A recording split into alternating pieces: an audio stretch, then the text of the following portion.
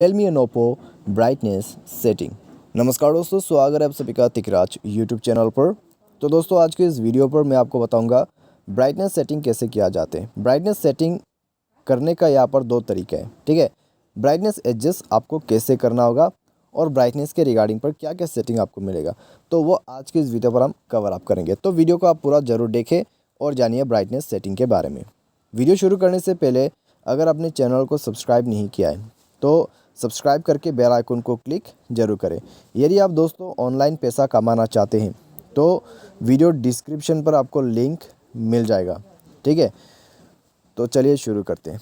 सबसे पहले हम जाएंगे अपने मोबाइल के सेटिंग पर। एंडेंट आपको क्लिक करना है डिस्प्ले एंड ब्राइटनेस। उसके बाद आपको मिलेगा सबसे पहले ऑटो ब्राइटनेस, जो कि दोस्तों ये काम करते हैं आपके एरिया के लाइटनिंग के हिसाब से। अगर दोस्तों आपके एरिया के आसपास बहुत सारे लाइट है तो आपकी स्क्रीन को आप अच्छे से नहीं देख पाओगे, तो उसके वजह से ये ब्राइटनेस इतना ज़्यादा इंक्रीज़ हो जाएगा।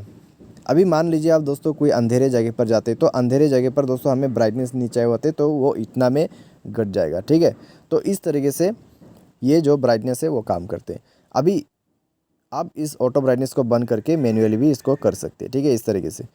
तो नेक्स्ट में ये तो हो गया आपका ब्राइटनेस एडजस्ट सेटिंग और ऑटो ब्राइटनेस सेटिंग।